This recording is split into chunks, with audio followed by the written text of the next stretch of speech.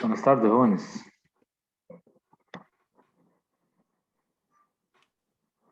Buenas tardes, profe. Hola, Buenas saludos. tardes, profe. Hola, ¿cómo están? Saludos a todos y a todas. Bueno, vamos a continuar con el material de termo. A ver si terminamos hoy con lo del formalismo. Y a ver si podemos pasar al capítulo 3, que es el tema de trabajo.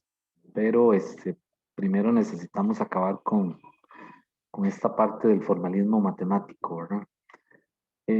La semana pasada estábamos vimos algunos detalles de cómo manipular las diferenciales inexactas, ¿verdad? Encontrando o buscando un factor integrante que nos permitiera que la diferencial se volviera exacta, ¿verdad? Y dijimos que el criterio de exactitud es, digamos, el método que se usa en termodinámica eh, para encontrar alguna relación entre las variables en estudio de un sistema termodinámico. Entonces, retomando esto, ¿verdad? Lo del criterio de exactitud, siempre ténganlo en mente, ¿verdad? Es decir, no se les olvide que está esa herramienta a la hora de obtener información de algún sistema termodinámico. Entonces, algunos de los problemas, ¿verdad?, que aparecen en la plataforma para efectos de examen, lo que quieren es que usted utilice el criterio de exactitud, ¿verdad? Le dan algunas condiciones en el problema y pues le dicen que, no sé, que calcule alguna constante o que calcule alguna derivada y muy probablemente lo que le está sugiriendo implícitamente es que use el criterio de exactitud, ¿verdad? Vean que la semana pasada lo usamos para convertir una diferencial que era inexacta en una exacta, ¿verdad? Y al hacer eso, obtuvimos una ecuación para la derivada parcial de u con respecto a v, ¿verdad? Es decir, generamos una ecuación nueva que la llamamos la primera ecuación de energía y que les dije que más adelante la vamos a ver con más detalle en un capítulo posterior. Pero, es decir, ahora, en este momento la sacamos del formalismo matemático, ¿verdad? Más adelante se la van a presentar desde otro punto de vista. Bien, por ahí habíamos quedado, ¿verdad? Estábamos viendo algunas propiedades sobre las derivadas parciales, entonces eso era lo que me faltaba escribir. Algunas propiedades que están en los libros de cálculo, ¿verdad? Es decir, esto, la idea es que usted también lo consulte en su libro de cálculo, pero yo las pongo aquí y tratando de dar un ejemplo, ¿verdad? De cómo se utiliza. Entonces, vamos a eso, a ver algunas propiedades sobre las derivadas parciales. Igual, si tienen alguna pregunta, alguna duda de la semana pasada, me preguntan, ¿verdad?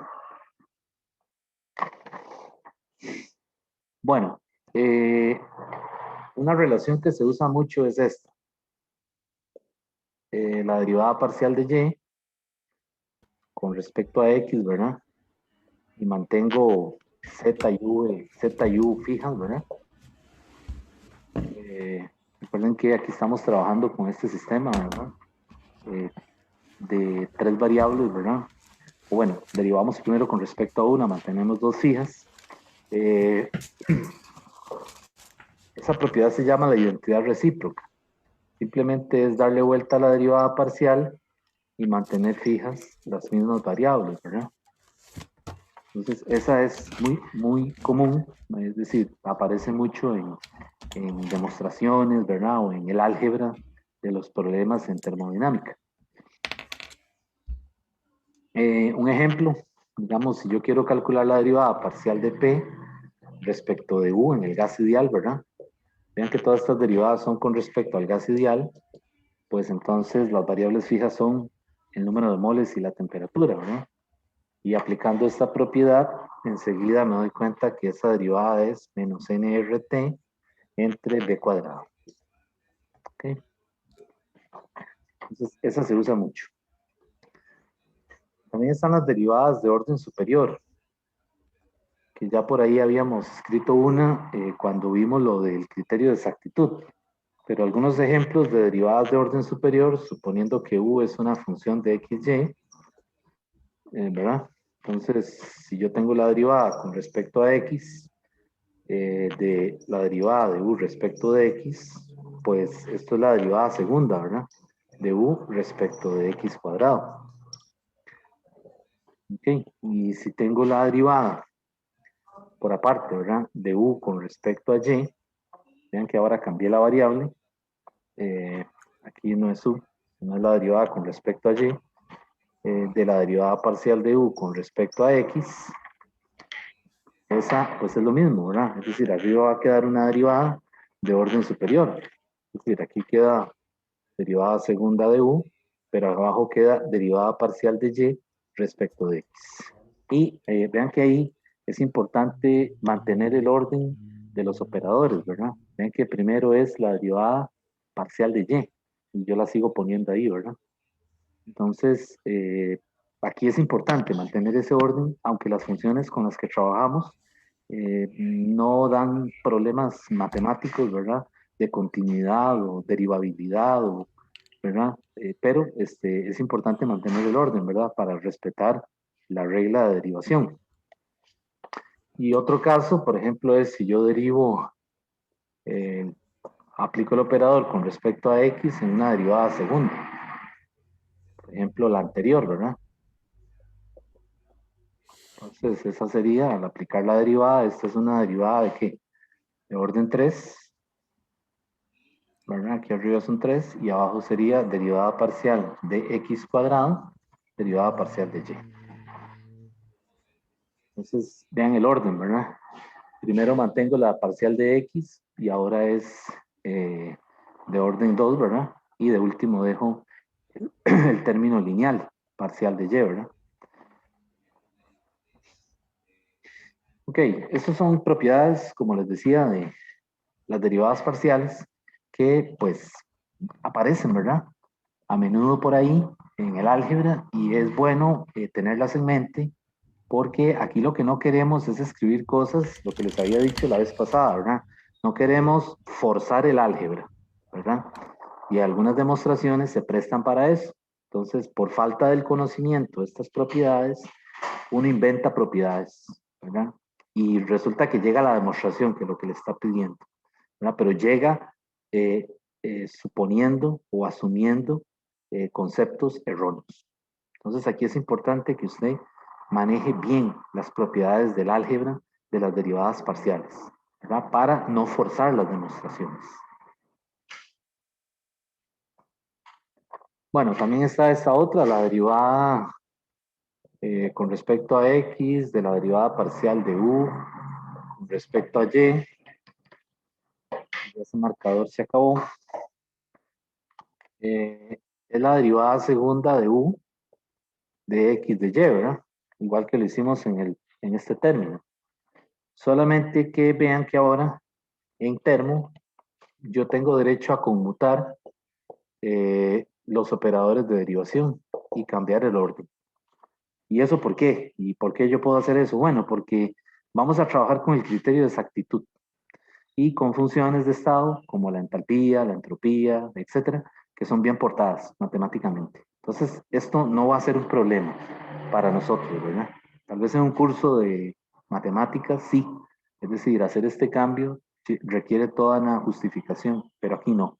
Es decir, aquí lo podemos hacer, ¿verdad? Y bueno, esto igual, yo lo puedo escribir ahora como la derivada parcial de y, derivada parcial de u respecto de x. Entonces vean que esto es esto mismo, ¿verdad? Entonces, no es el criterio de exactitud, ¿verdad? Cuidado, este no es el criterio de exactitud, es una propiedad de las derivadas parciales simplemente.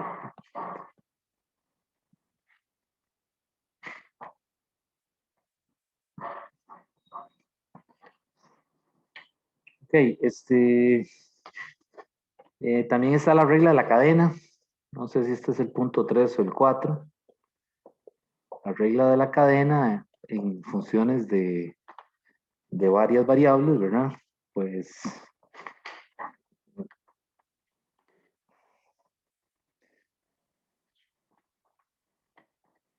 suponemos que, por ejemplo, U es una función de V, ¿verdad?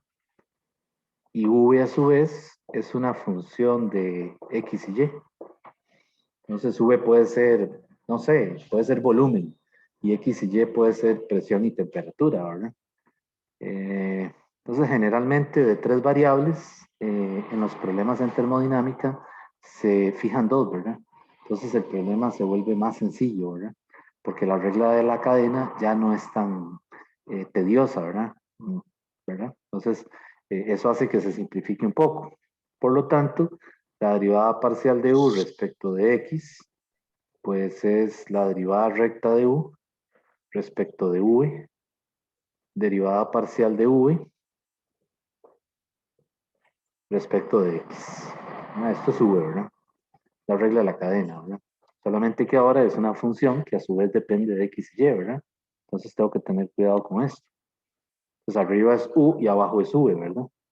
Igual, si yo hago la derivada parcial de U con respecto a Y, pues entonces es derivada recta de U respecto de V, derivada parcial de V respecto de Y. Ya por ahí algo hicimos de esto sin decirlo explícitamente la semana pasada cuando calculamos aquellas derivadas. ¿Se acuerdan que uno divide entre t, ¿verdad? Porque quiere formar una derivada, que les dejé una ahí de práctica. Algo así fue lo que tuvimos que hacer ahí, solamente que no lo dije, ¿verdad? Pero entonces alguien de hecho lo comentó, alguien dijo de ustedes, esa es la regla de la cadena, sí. Nada más que pues no lo había dicho en ese momento. Bueno, esa es la regla de la cadena que se puede hacer más general, ¿verdad? Es decir, podemos meter más variables en el camino, ¿verdad? Por ejemplo, eh,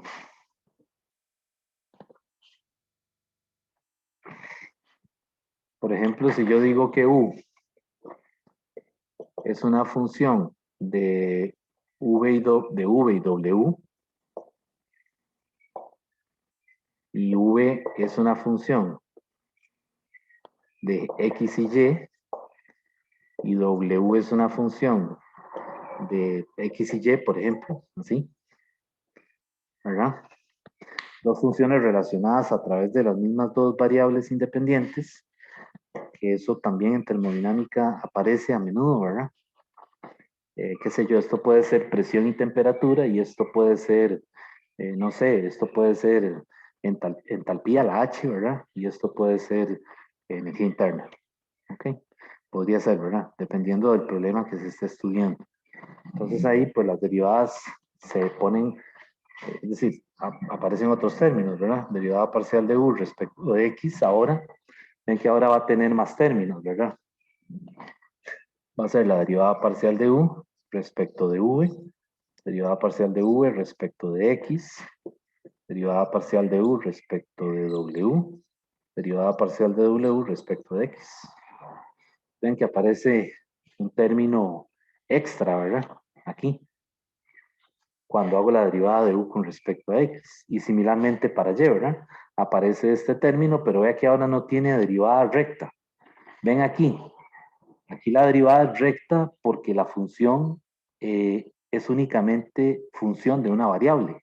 Entonces yo aquí no necesito poner la derivada parcial, ¿verdad? Pero cuando ya la U es una función de V y W, pues entonces vean que ahora este término que antes eran derivadas rectas, ahora son derivadas parciales, ¿verdad? Es la única diferencia. Y aparece un término más, ¿verdad? Porque hay una dependencia también con W. ¿De acuerdo? Entonces, similar para Y, ¿verdad? No voy a escribir la misma derivada otra vez, pero sería este mismo término con estas dos derivadas parciales y un término aquí adicional que sería la derivada parcial de U respecto de W por la derivada parcial de W respecto de Y. ¿Okay? Bueno, eso es la regla de la cadena, ¿verdad?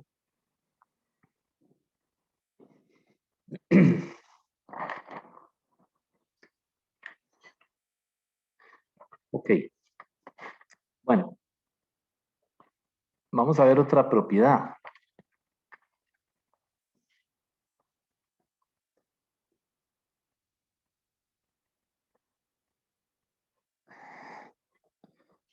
Hay una propiedad que vamos a usar que se llama de cálculo que se llama la regla cíclica, que también es muy común. Entonces, la regla cíclica lo que dice es lo siguiente: tengo un producto de 3 derivadas parciales y 3 variables, x, y, z, ¿verdad? Entonces, fijo una, hago el producto con la siguiente, x con respecto a z, fijo y ahora hago la derivada parcial con respecto a z, de z con respecto a y fijo la variable que me falta. Vean que aquí la cosa es jugar con cada una de estas variables en su momento tiene que ser fija, ¿verdad? Entonces es una forma de recordarse uno cómo aplicar la regla cíclica, ¿verdad? Vamos a tener 3 variables y un producto de derivadas parciales. Entonces las 3 variables, cada una de ellas por separado en un momento tiene que ser fija, tiene que ser constante, ¿verdad? Y esa regla cíclica me da -1. ¿Ok? Entonces la regla cíclica permite justificar el uso de la ley cero de la termodinámica, ¿verdad? Profe, Dígame. se están multiplicando ahí las derivadas parciales. Sí, señor. Ok. Sí, es un producto de derivadas parciales. Y ese producto me tiene que dar -1. Entonces, si esta regla se cumple, si es -1, podemos inferir que está en completo acuerdo con la ley cero de la termodinámica.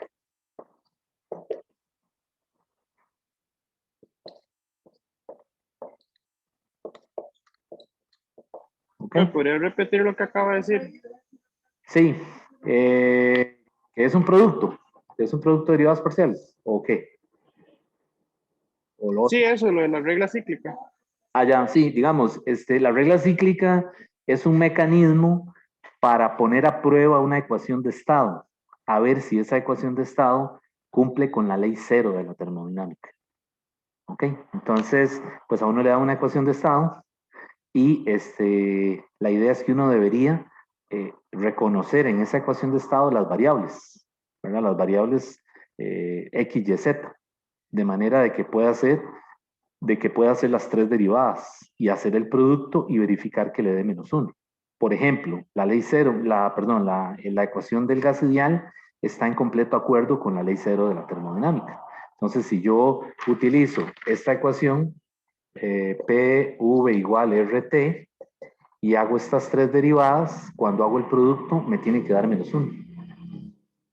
¿Ok? ¿Todas las ecuaciones de estado cumplen con eso? No. En el caso de los gases reales, no. Depende de la situación particular, ¿verdad? Pero para eso tenemos, por ejemplo, el criterio de exactitud, ¿verdad?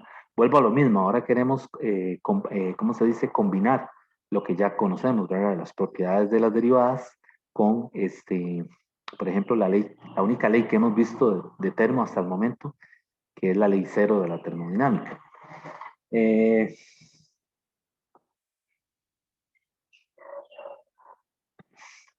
Entonces, si uno prueba con esta, le tiene que dar -1, ¿verdad? Es decir, haciendo las 3 derivadas, ¿verdad? Derivada parcial de P con respecto a V, manteniendo T constante, por la derivada parcial de V con respecto a T, manteniendo V constante, ¿ok? Y eso le debería dar -1.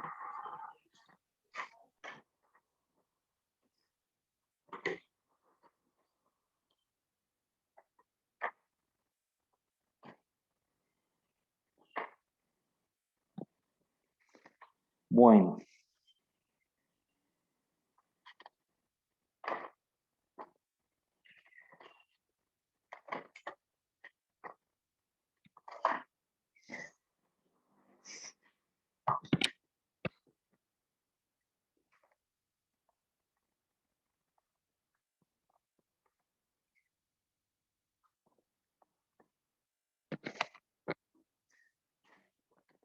Bueno, la otra cosa que no les dije es que estas diferenciales que que tienen esta forma, que la semana pasada las usamos para aplicar el criterio de exactitud, xy de x más n, una función, un coeficiente, ¿verdad? Que sea de xy también.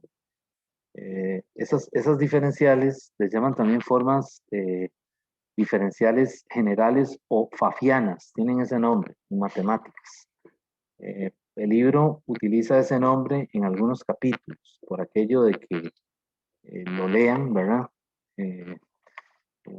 Lo que le está diciendo es que es un diferencial que cumple con el criterio de exactitud.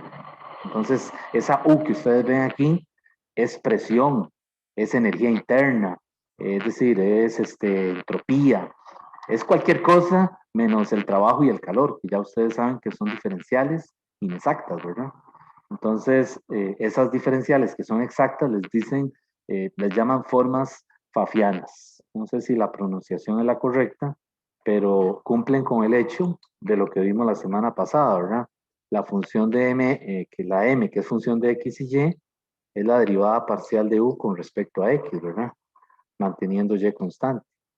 Y la n de x, y, pues tiene que ser la derivada parcial de u con respecto a quién, lo que va abajo, ¿verdad? La y fijar la otra variable, ¿verdad? De tal manera de que se cumple el criterio de exactitud, ¿verdad? La derivada parcial de n, ahora lo cruzo, ¿verdad? Con respecto a x, manteniendo y constante, tiene que ser igual a la derivada parcial de n con respecto a y, x constante, ¿verdad? Y esto es el criterio de exactitud. Esto sí es el criterio de exactitud, ¿verdad?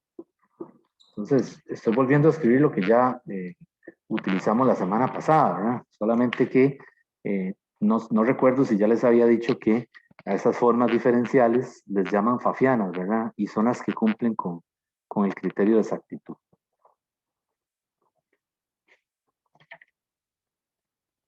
Ahora, recuerden que aquí el criterio de exactitud depende de la extensión del diferencial, ¿verdad? Eso sí, se lo dije.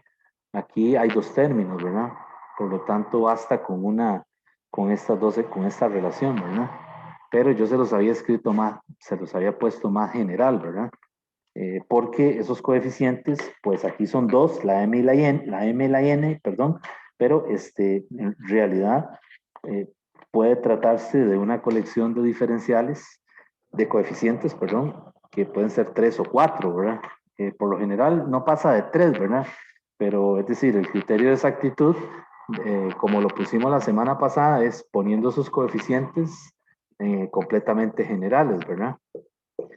Así, xj, derivada parcial de c respecto de l, xk, xj, ¿verdad? Es esto mismo, ¿verdad? Que estoy escribiendo aquí, solamente que ahora la n y la m son coeficientes generales, ¿verdad? Y si nos percatamos de la notación, vean que están cruzados, ¿verdad? El k está arriba y aquí el k está abajo. La l está arriba y aquí la l está abajo. Y la variable la llamaron xj, la variable que fijan, ¿verdad? Pero entonces aquí ese C puede ser C1, C2, C3, C4, ¿verdad? En donde esos coeficientes pueden ser constantes o pueden ser funciones de otras variables, como en este caso, ¿verdad? M de XY es función de dos variables, ¿verdad? Pero podría ser función de más variables, ¿verdad? En cuyo caso habrían más términos, ¿cómo se dice? Agregados a ese diferencial.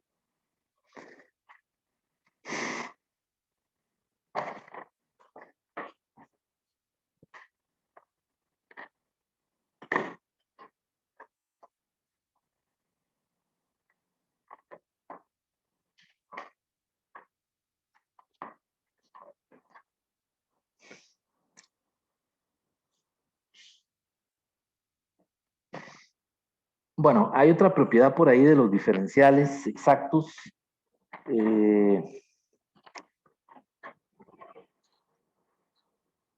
Que nos interesa para cuando, por ejemplo, estudiemos ciclos, ¿verdad? Esta es una propiedad, es un teorema eh, que nos ayuda, por ejemplo, a la hora de estudiar un ciclo termodinámico. Este teorema lo que dice es que si df es un diferencial exacto, si f es una función arbitraria, ¿verdad? Si df es exacto, entonces la integral de df, la integral de df depende solo de los puntos inicial y final. y no de la escogencia o la forma que tenga la curva entre esos puntos, inicial y final, ¿verdad? Entonces, pues las funciones de estado como la energía interna, la entropía, ya lo habíamos dicho desde Física General 2, ¿verdad? Cuando se integran, dependen del punto inicial y del punto final únicamente, porque el cambio en la integral de una diferencial exacta es delta F, ¿verdad? Es decir, cuando yo hago esto, ya dijimos que si es exacto, es un delta F, ¿verdad? Va de un valor inicial a un valor final. Y por eso es que en entropía, cuando hacemos ds, yo le pongo inicial y final, ¿verdad? Arbitrariamente, porque esa I y esa F no sabemos si es presión o si es volumen o si es temperatura. No importa la variable macroscópica. Lo que nos interesa aquí reconocer es que se trata de un cambio y ese cambio es la diferencia del valor final y el valor inicial, ¿verdad? Y eso no ocurre con las diferenciales que son inexactas, como el caso del calor y el trabajo, ¿verdad? Ya dijimos que la integral del delta Q o la integral del delta W es el propio Q y es el propio W, ¿cierto? Entonces aquí no hay Q final menos Q inicial, por decirlo de alguna manera, ¿verdad? Entonces eso lo justifica matemáticamente este teorema. Un teorema de cálculo, no sé cómo se llama, pero aparece en los libros de termodinámica, en donde le hace esa justificación, ¿verdad? Que usted puede integrar este diferencial, es lo que le está diciendo básicamente, ¿verdad? O sea, ese teorema lo que le dice es que usted puede integrar término a término el m y el n. Entonces lo que va a quedar, lo que va a tener es esto. La integral sobre una trayectoria, una curva arbitraria, que no le interesa a f, ¿verdad? Que no le interesa la función en estudio, es la integral de m, ¿verdad? De x, y de x, del x0 al x1. ¿Okay? Más la integral de y0 a y1, siendo 0 y 1 los valores final e inicial de x de y. ¿Okay? Así. Entonces, a las funciones de estado o a las variables de estado solo nos interesa el punto inicial y el final, y no la forma de la trayectoria para ir del punto inicial al punto final. En el caso del trabajo y el calor es al revés. El punto inicial y el punto final son irrelevantes. Lo que nos interesa es la forma de la trayectoria en la que se hace la transferencia de energía por calor o por trabajo. ¿Okay? Y vean cómo lo parametrizan, ¿verdad? En esta función es x, y de x, y aquí es y, x de y, ¿verdad? Entonces necesitamos poder escribir esas funciones de estado, ¿verdad? Y poder despejar una variable en términos de la otra, y viceversa, ¿ok? Pero bueno, es una propiedad que pues, no es que la usamos a cada rato en termodinámica, ¿verdad? Pero más adelante, vamos a ver un poquito más el gas ideal en más detalle y algunas veces hay que parametrizar, ¿verdad? Una función en términos de la otra y entonces uno se pregunta, y bueno, ¿y esto para qué? ¿Cómo, por qué se justifica esto? Bueno, la justificación es esta, ¿verdad? Es un teorema que le dice que sí, que se puede hacer, que le da permiso de hacerlo para una función que sea una forma pfaffiana, o sea, que sea una diferencial exacta.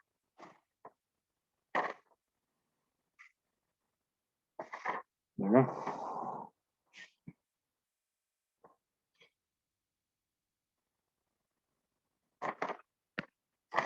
Y bueno, eso se puede probar con esta función, ¿verdad? Si quieren lo prueban con esta función. Esta diferencial 2x más 3y de x más 3x más 4y de y. ¿Okay? Entonces, aquí la curva es una línea recta. La C es una línea recta. Que va de 0,3, que es x0, y0, a 2,7. El par ordenado 7, que eso sería x1, y1, ¿verdad? Los valores finales. Y entonces, usando esa parametrización que le dan ahí, cuando uno calcule esta integral, le tiene que dar, esa integral le tiene que dar 126. Para que, si quieren probar, ¿verdad? Por supuesto, si yo aquí aplico el criterio de exactitud, tengo que comprobar que la diferencial es exacta, ¿verdad? Porque si no, no se puede usar, ¿verdad?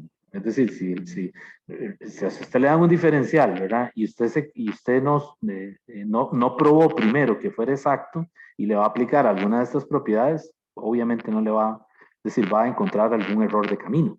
Entonces, siempre que le den un diferencial y no le digan nada, no se confíe, ¿verdad? Es decir, aplíquele el criterio de exactitud primero para verificar que es exacto. Una vez que ya usted sabe que es exacto, entonces el paso siguiente es ver qué usamos, ¿verdad? Ahora, si no es exacto, entonces, ¿qué es lo que hay que hacer? ¿Qué dijimos? Hay que buscar un factor integrante que lo haga exacto, ¿verdad? Profe, y siempre hay que mostrar, hay que verificar que es exacto, aunque esté en notación de que eso sea exacto. Sí, es posible que le den una diferencial con la D recta. Nada, no con la delta, sino con la D. Sea un ejercicio, un problema de algo, entonces Aló. hay que verificarlo. Ok, no sé si me están escuchando, pero aquí me sale un mensaje que tengo problemas de conexión. Entonces, por Sí, aquí. Sí, profe, solo se escuchó como la mitad. sí, se quedó pegado y yo, ¿qué pedo, qué pedo?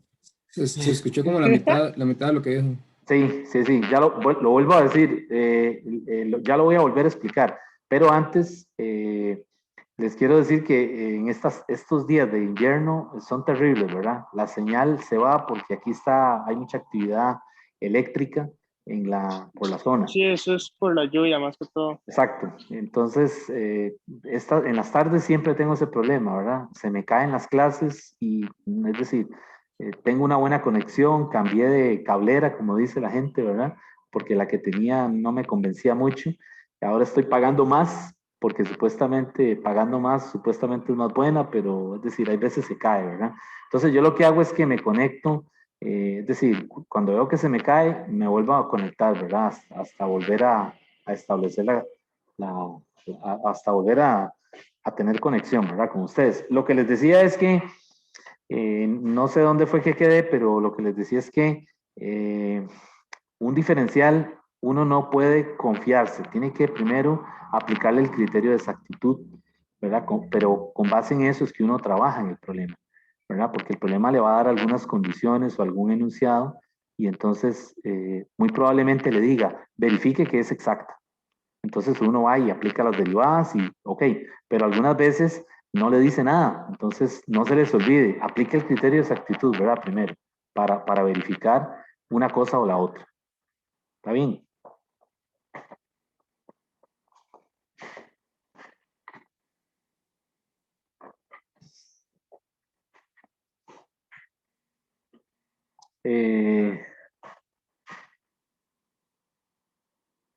Porque aquí no estoy grabando, yo creo.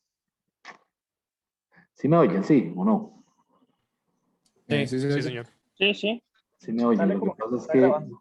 Ah, Sí, sale que está grabando. sí sale que estoy grabando. Ya, bueno, ahí. Es que no veo aquí el mensajito ese que me pone que está haciendo el... Bueno, me avisan si se cae porque necesito grabarlo. Qué problema, ¿verdad? En esta época de invierno.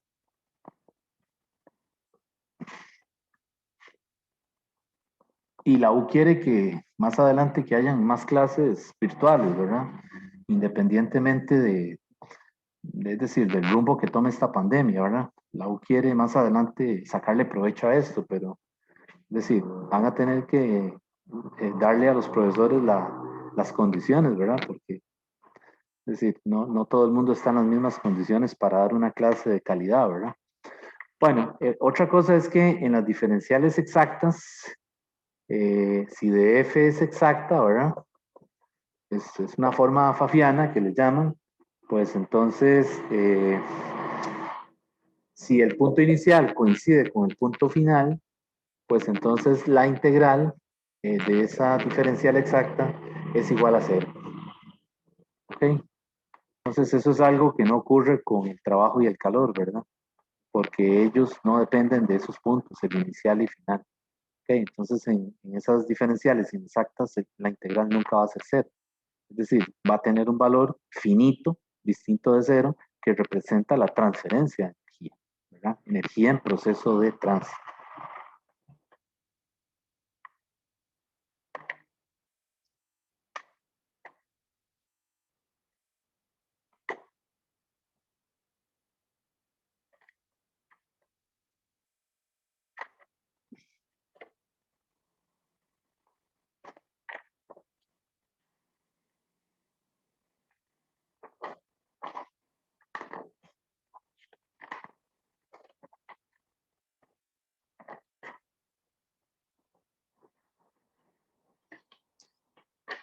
Ahí en el capítulo 2 hay unos coeficientes que quiero discutir un poquito ahora. Esos son los coeficientes que vamos a estar usando en todo el semestre. Coeficientes básicos, hay más, ¿verdad? Pero digamos los más usados son el beta y el kappa. Son los que más vamos a trabajar aquí, pero hay más, ¿verdad? Los vamos a ir viendo poco a poco. Entonces, esos coeficientes se pueden, digamos, que medir en un experimento, ¿verdad? A través de mediciones directas. Pero en termo están escritos en términos de una derivada parcial. Y esas derivadas parciales son recurrentes, es decir, aparecen a cada rato. ¿Ok? Entonces es bueno identificarlos desde ya, porque ya usted sabe que esa derivada tiene un nombre, ya está bautizado, es un coeficiente. Entonces, pues en el caso de, si yo fijo una variable, ¿verdad? Ese sistema x, y, z, yo puedo escribirlo así, v de p y t, ¿verdad? Donde esto es x, y, z, ¿verdad? Okay, entonces, yo puedo escribir el diferencial que sé que es exacto, como la derivada parcial de v respecto de t, p constante de t, ¿verdad? Más la derivada parcial de v respecto de p, t constante de p. ¿Ok? Y pues resulta que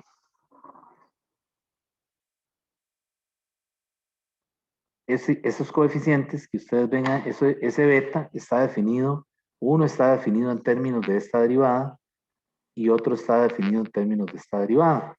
El beta en este caso es 1 sobre v, derivada parcial de v respecto de p de t, p constante.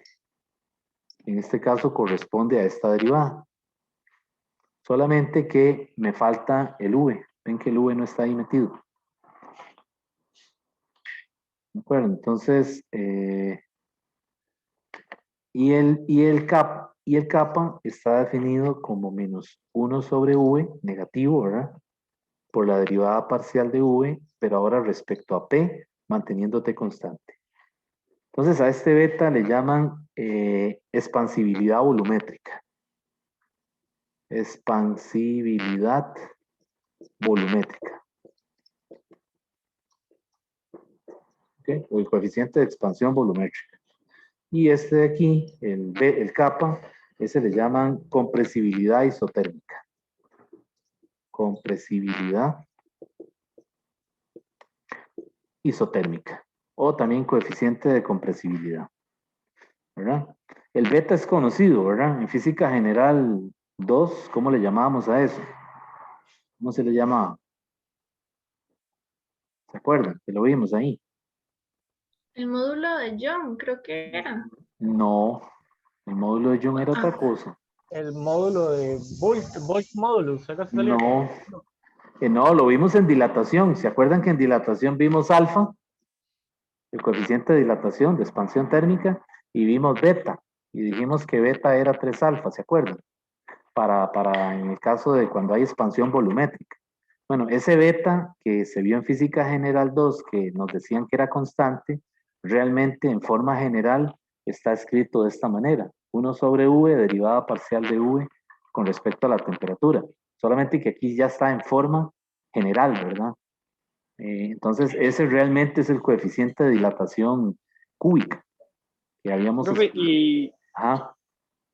y la expansión volumétrica y la compresibilidad y eso, siempre es así, o puede cambiar, o sea, por definición siempre es No, así, o solamente es así para este caso no, siempre van a ser así. de... Ah, ok. Siempre van a ser así, porque vean que yo definí V como una función de P y T general.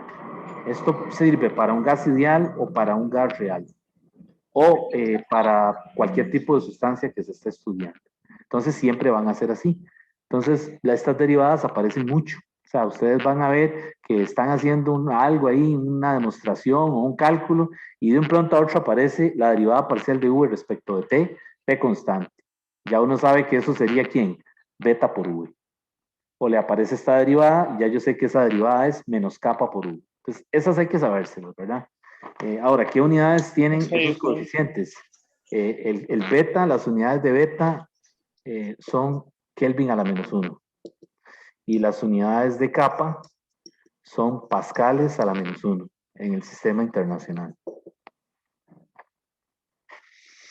Bien, entonces vean que con esas definiciones yo puedo reescribir este diferencial exacto. Ahora, esa es la, digamos, la otra cosa.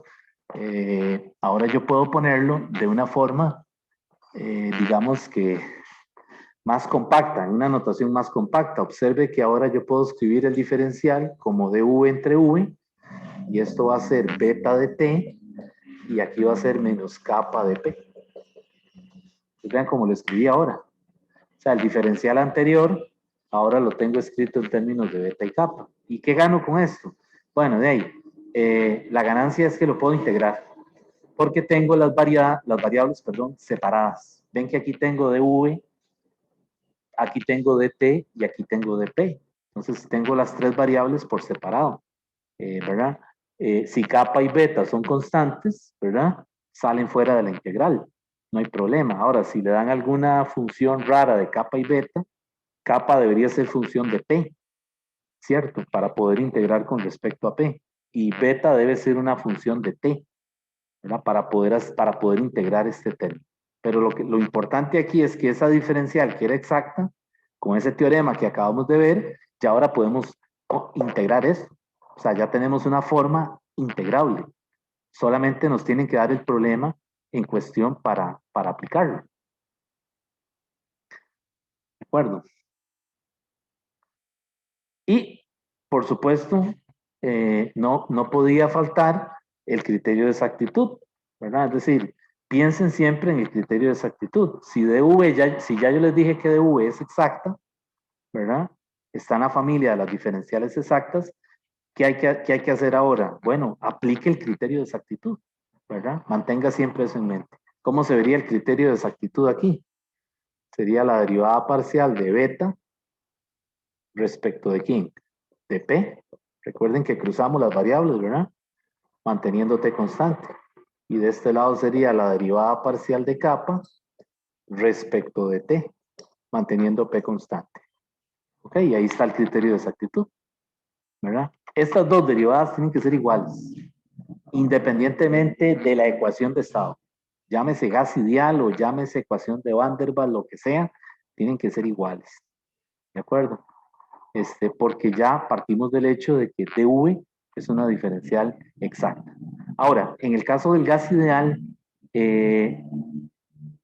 pues puede pasar que los coeficientes son constantes, ¿verdad? Si estos son números, que en la realidad, en un experimento en el laboratorio, son números, ¿verdad? Pues entonces esas derivadas son cero, ¿de acuerdo? Pero lo que quiero decir es que esa P, esa beta podría tener una dependencia, debe tener una dependencia con P, y esa capa debería tener una dependencia con T, con la temperatura. ¿Okay? Entonces apliquémoslas en el gas ideal. ¿Qué sería el beta en un gas ideal? El beta es la derivada de 1 sobre T, vuelvo a escribirlo de V respecto de T, manteniendo P constante, ¿verdad? Y el gas ideal, bueno, aquí yo puedo cambiar si quiero el V, ¿verdad? Lo puedo poner curvo. Para entonces tener esto, V es igual a RT sobre P. Y vengo y lo meto esto aquí. Entonces queda 1 sobre T, derivada parcial con respecto a T de eso. RT entre P, manteniendo P constante. Entonces me está diciendo que derive con respecto a T, ¿verdad?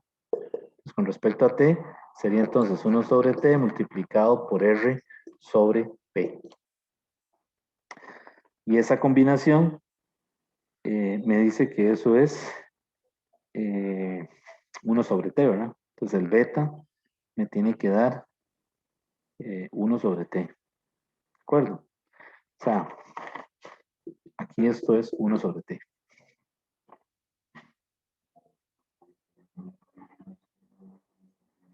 ¿Está bien? Estoy diciendo, estoy usando únicamente la definición, ¿verdad? El gas ideal. ¿Y kappa sería qué? Si aplico otra vez, kappa sería 1 sobre P. El inverso de P, ¿verdad? Entonces, siempre que es un gas ideal, esto se cumple. Kappa es el recíproco de P y beta es el recíproco de T. Entonces, ¿qué nos queda de aquí, de esta información? Bueno, que hay formas generales hay una ecuación, digamos, para calcular el beta y otra para calcular el kappa para gases ideales o para gases reales.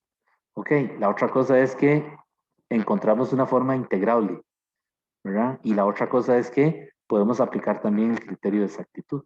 Pues vean que tenemos, en este caso, por decirlo así, tres ideas nuevas, ¿verdad? La definición de los coeficientes, el uso de la diferencial exacta para integrarla y el criterio de exactitud. Entonces la idea es que cuando uno estudie sistemas termodinámicos pueda hacer esto, ¿verdad? Pueda identificar, ayudarse con el criterio de exactitud o separando las variables para integrar.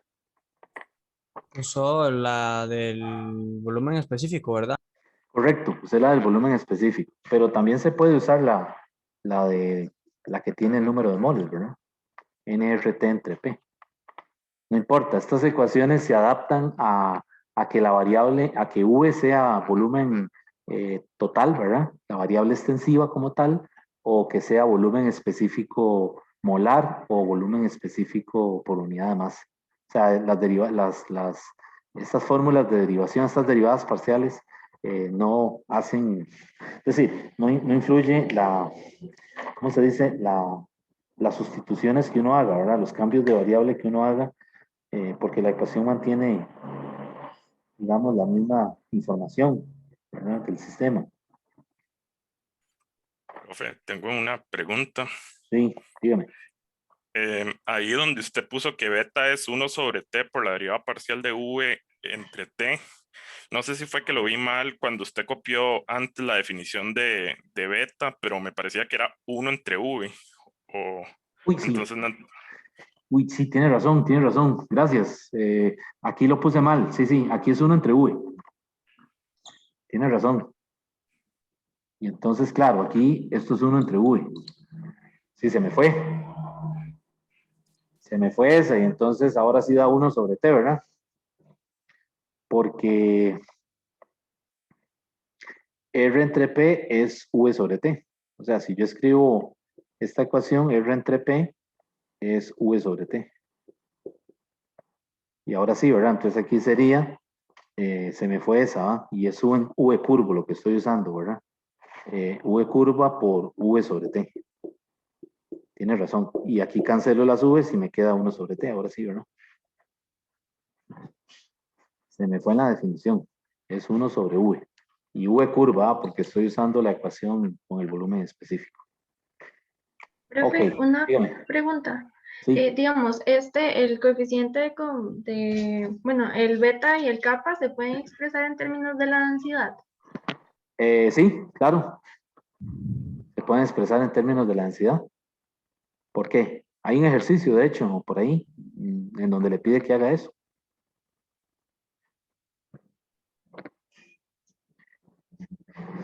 ¿sí? También se pueden escribir, por ahí en algún lugar lo tengo, si lo encuentro lo puedo hacer.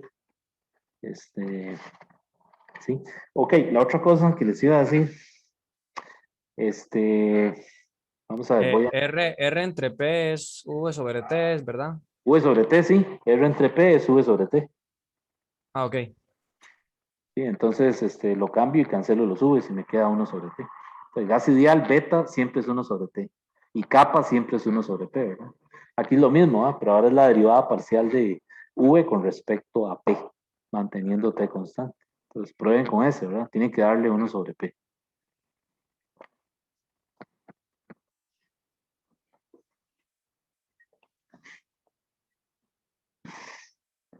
Bueno, entonces ven que aquí yo también puedo usar la regla de la cadena, de la que vimos anteriormente, las propiedades. Y entonces vean que yo puedo, digamos, escribir la derivada parcial de P respecto de T, manteniendo P constante. Yo puedo aplicarle la regla de la cadena, derivando con respecto a V. Entonces vean lo que yo puedo hacer. Yo puedo escribir esto así, así, ¿verdad? Negativo de la derivada parcial de P respecto de V, manteniendo T constante, por la derivada parcial de V respecto de T, P constante. Usando la propiedad que teníamos por ahí, ¿verdad? O sea, aquí yo estoy haciendo esto. Estoy haciendo que se parezca a esto. La derivada parcial de X respecto de Y, Z constante, ¿verdad? Y entonces por ahí atrás les puse una propiedad. Vamos a ver. Para no ponerlo así. Era X, Y, Z, ¿verdad? Y entonces esta propiedad es válida, ¿verdad? También, no sé si la escribí de otra forma, pero esta propiedad es válida, ¿verdad? Negativo, la derivada parcial de Y respecto de Z, ZX. Pues aquí estoy aplicando esto, ¿verdad? A un sistema PVT, que puede ser un gas o un gas ideal o un gas real, ¿verdad? Entonces, algunas veces esta propiedad nos permite obtener nuevas derivadas o nuevas relaciones, porque vean lo que hago ahora. Bueno, eso lo hace el libro ahí. Yo estoy siguiendo básicamente lo que... Profe, lo último que usted puso no sería igual a menos derivada parcial de X con respecto a Z. Sí, también es la propiedad cíclica. Ok. Sí, también la podemos ver como la propiedad cíclica. O sea, recuerden que la propiedad cíclica tiene 3 derivadas. Y esas 3 derivadas son igual a menos 1. Entonces yo lo que estoy haciendo es dejando una fija y despejando las otras 2, que es esto que está aquí. Entonces también lo pueden ver así, ¿verdad? Usando la propiedad cíclica. Bueno, y de esa manera, pues vean que lo que tengo aquí, este producto lo puedo poner como un cociente. Derivada parcial de V respecto de T, P constante, y aquí mantengo esta, ¿verdad? E invierto esta. Y esta me queda derivada parcial de V respecto de P, T constante. Aquella, la primera propiedad que era el recíproco, ¿verdad? Aquí estoy aplicando eso en esta derivada. O sea, mantengo esta igual y a esta vengo y la pongo abajo en el denominador y la invierto, pero mantengo la variable fija, ¿verdad? Y entonces, ¿qué vemos ahí? Profe, no entiendo bien esa propiedad que usted puso ahí comparada con la de arriba. Pues como la trabajó la de arriba. O sea, esta de aquí arriba es siguiendo esta propiedad. O sea, yo para llegar aquí, yo estoy usando esto, o la regla cíclica. Sí. O sea, esta es la regla cíclica. Es que hizo la derivada de parcial de X con respecto a Y es igual, manteniendo Z constante es igual a menos la derivada parcial de X con respecto a Y manteniendo Z constante. Sí, ¿por qué? Lo puse mal. No, pregunto. Ok, aquí Z, sí está bien, vea que es X con respecto a Y. Ajá. Z constante, Y respecto de Z, la que me queda libre es, o sea, la que me queda fija es X. Es como usar la propiedad cíclica y de la propiedad cíclica despejar la derivada parcial de X respecto de Y, Z constante. O sea, yo aquí lo que hice fue que agarré la propiedad cíclica que tiene tres variables, X, Y, Z, tiene tres derivadas, ¿verdad? Recuerden que aquí tiene que haber X, Y, Z, y lo que hice fue que agarré esta. Y estas dos las pasé al otro lado. Está bien, entonces cuando las paso, tengo que invertir, tengo que usar la propiedad del recíproco, ¿verdad? Entonces aquí lo que yo hago es que a esta derivada le doy vuelta y la pongo ahí. O sea, no la pongo multiplicando, sino que la pongo dividiendo. Entonces, para usar esa propiedad, lo que hago es que invierto las derivadas en los operadores, que diga. Ok. Sí. Sí, no, Y es que entonces, por un momento pensé que debía ser como la derivada parcial de la presión con respecto a la temperatura, manteniendo V constante por la derivada de no, la no, porque temperatura ya con la tiene respecto a V. aquí. ¿Profe? Esa que usted acaba de mencionar está aquí, es la que estoy despejando. Ajá, pero abajo no lo hizo igual. Sí, o sea, abajo, aquí dice usted. Ajá. Sí, aquí Profe, yo estoy, digamos, usando esta para escribir esta. Es que lo hice al revés. Primero debía haber escrito esta. Y Profe, creo que la ecuación de abajo tiene un error. tiene un error. Creo que sí, porque o sea, el Ah, origen es XYZ y la tiene siguiente razón. es XYZ. Debería ser, Sí, sí, tiene razón. eh, Sí, hay una Z, igual, dice usted. sí, Sí, ZXY creo que es. sí, es XYZ. Aquí es XYZ y abajo es YZX. No, está bien, yo la tengo así. Para ver, XZ. Ah, aquí es que aquí es XZ. Y mantengo Y constante. Así. Y Ya ahora ahora sí. XY, claro, eso era lo que ustedes me decían, sí. Ahí metí las patas, lo escribí mal. Pero esta es la propiedad cíclica. Si ustedes quieren partir de ahí, también se puede. Lo que pasa fue que yo escribí primero esto y después escribí esto. Pero la forma correcta habría sido poner la propiedad cíclica y luego decirles despejemos esta derivada. ¿Okay? Que es lo que yo estoy haciendo aquí directamente, ¿verdad? Entonces, ahora en este paso, este sí está claro, ¿verdad? Mantengo esta derivada fija y paso esta al denominador. Sí. ¿Ok? Y entonces ahora esa derivada tiene nombre, ya es conocida, ¿verdad? Esa derivada es beta por v y abajo es kappa por v. Pues las v se cancelan y me queda una nueva derivada que ya no tengo que calcularla. Una más para la lista, que sería esta. La derivada de p con respecto a t, v constante, es el coeficiente, aquí es menos, ¿verdad? Es la razón de los coeficientes, beta entre kappa. Entonces esa es otra más que la podemos agregar a la lista, ¿verdad? Ya en cualquier otro ejercicio, ¿verdad? Que se nos presente más adelante, enseguida que les sale esa derivada, ya no hay que calcularla, ¿verdad? Es decir, simplemente es beta entre kappa, ¿verdad? Entonces, por eso aquí hay que hacerse, yo insisto en hacer una lista, porque en un examen o cuando se está estudiando, es probable que se ponga a calcular una derivada que ya es conocida, no hace falta calcularla, ¿verdad? Ya donde le salga esta, es beta entre kappa, usted ya sabe que eso es beta entre kappa, no tiene que demostrarlo ya más.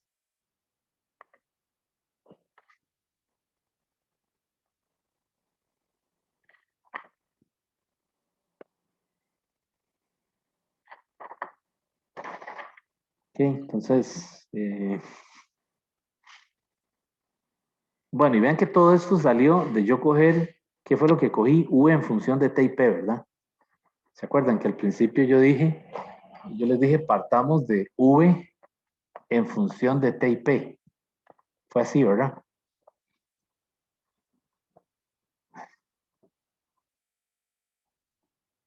sea, yo les dije que V era una función de T y P. Ok, por ahí arrancamos. Sacamos el de V, le aplicamos, definimos beta y kappa, ¿verdad? Lo dejamos de una forma que sea integrable, aplicamos el criterio de exactitud, ok, y todo eso. Pero, por ejemplo, también yo puedo escoger que P sea una función de V y T.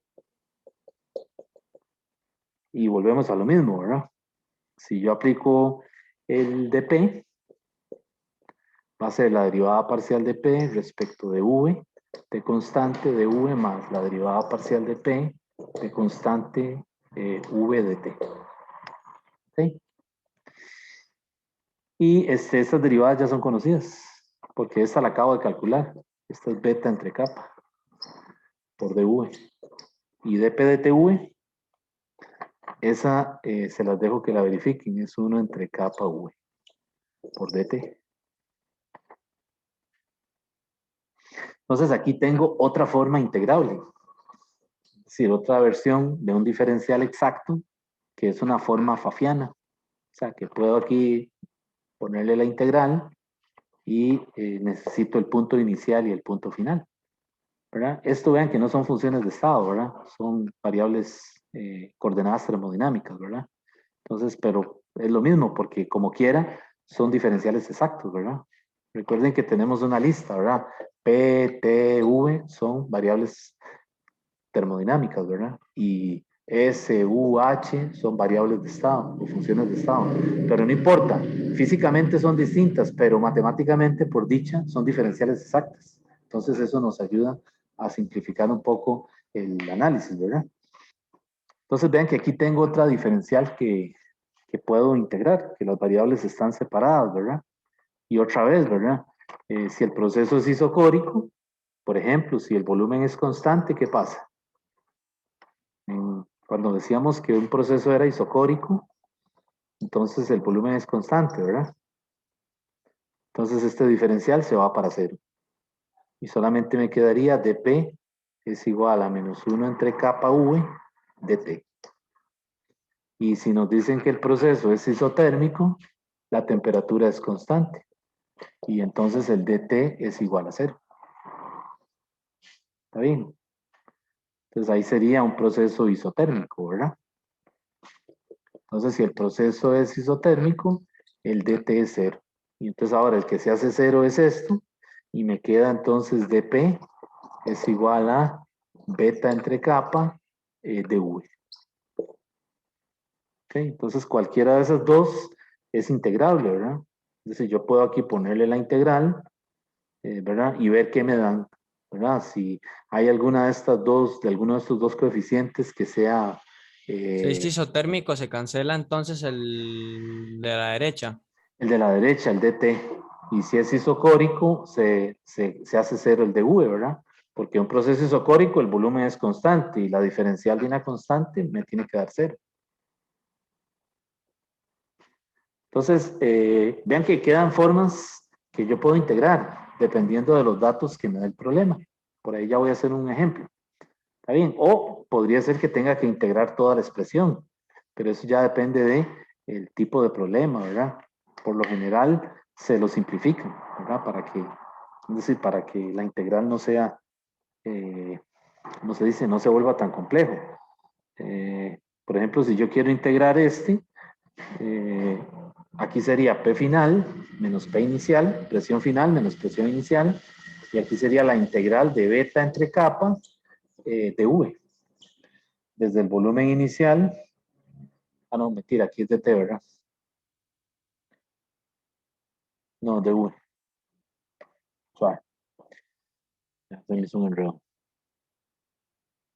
De T, ¿verdad? Aquí puse, que aquí los puse al revés. Profe, pausa, no veo nada. Aquí los puse al revés, aquí es de T, así, los puse mal. Dígame, Sí, yo tampoco escucho nada. ¿me oye? No, no, es que estaba hablando para mí, perdón, Sí, es que disculpe. ahorita se Es que, ok, otra vez, había puesto los diferenciales al revés. En realidad este es de T y este es de V. Ok, entonces cuando supongo alguno de los dos cero, aquí me quedaría un dt. Ok, entonces aquí es un dt. ¿Está bien? O sea, es que los había puesto al revés nada más, fue eso. Entonces, cuando uno de esos es cero, por ejemplo, el de v, pues me queda beta entre kappa dt. Y este lo puedo, aquí es dt. Eso fue lo único que puse mal. Entonces, si beta y kappa son constantes, si fueran constantes, yay, facilísimo, porque salen fuera de la integral, ¿verdad?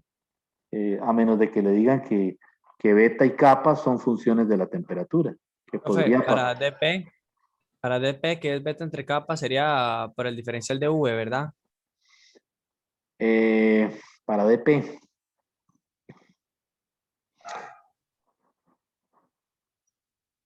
Es que los puse al revés. Aquí es beta entre kappa por dt menos 1 entre kappa de v. Sí, está bien. Sí, por el diferencial de v. No, aquí es diferencial de... déjeme ver, beta entre kappa. Es que vi que veo que como que los cambió. Sí, los cambié. Que me parece que los puse al revés. Ujú, creo. Aquí sí están bien, ¿verdad?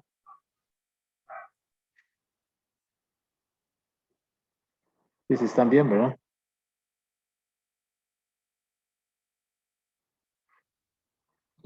Sí, es la derivada parcial. Vamos a revisar. Derivada parcial de P respecto de V, de V. Derivada parcial de P respecto de T, de T. Ok, y este de T, este es beta entre kappa. Es que lo puse al revés. Este dp de T lo acabamos de calcular. Es beta entre kappa. Ok, y este es el que yo puse, que les dije que lo revisaran, es menos 1 entre kappa V. Y ese diferencial sí es dt. Ok, es que están cruzados. Profe, bueno, Es- perdón por es positivo. interrumpir. Yo creo que como los puso la segunda vez ya estaba bien, porque Estaban bien. revisé en el libro, en el recomendado, y dice que dp es igual a beta entre kappa de dt menos 1 entre kappa por v de dv. O sea, la segunda. Vamos a ver. Este sí está bien, pero aquí es dt entonces. Exactamente, y lo mismo en el otro, nada más Ah, que es ok, de ok. v. Entonces aquí es dv. Ahora sí están bien, ¿verdad? Sí, porque es este dv y dp de t ya lo habíamos calculado, ¿verdad? Era el cociente de beta entre kappa. Ahora sí está bien, ¿verdad? Entonces, claro, volvemos a lo mismo. Si es un proceso isocórico, el dv es cero, ¿verdad? Porque el volumen es constante. Y entonces solo quedaría esto, ¿verdad? Y si es un proceso isotérmico, el T es constante, el dt sería cero. Y entonces solo quedaría este. Entonces, en este caso, vean que yo me estoy quedando con este término. Es porque estoy suponiendo que es un proceso isocórico. ¿Ok? Entonces el dv es cero. Entonces solo me queda esto de aquí. Ok, entonces aquí sería un dt. Entonces, a lo que vamos, a lo que les iba a decir. Creo que la conexión se volvió a caer, no sé. ¿Sí me oyen? Sí. Profe, sí, es que, digamos, entonces, si el proceso es isocórico, Ajá. implica que dv es igual a cero. Sí. Sí. Y si es isotérmico, el Profe, dt es cero. perdón, en Pero Sí. este entonces caso, ahí sería, uno entre kappa por v sería cero, porque el diferencial que tiene a la par es de v, y Correcto. quedaría beta entre kappa. Correcto, que es el caso que estoy poniendo aquí. O sea, este es para el caso de que el volumen sea constante. Aló, Sí. Sí, me oyen. F. Me oyen. Sí, si el proceso es isocórico, esto es Profe, se cero. le está pegando. Está Se pegando. me Profe, se le está está pegando un pegando, lo siento. chingazo. A mí la pantalla se me hizo pequeñita y todo. La puña, sí. Qué terrible.